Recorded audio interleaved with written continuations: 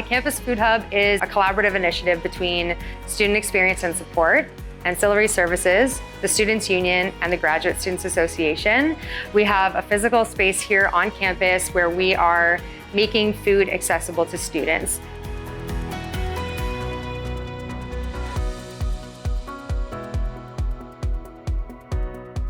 Food insecurity is a spectrum, so students might be experiencing that they need to maybe cut out some of those more specialty items that they would like to purchase at the grocery store, all the way to skipping entire meals or eating it all for a day to make sure that they can afford housing and tuition, things like that. At the Campus Food Hub, every week we have a vegetarian soup that we serve. We also have an affordable market that allows us to provide fresh produce, milk, eggs, these sort of products to students for affordable rates.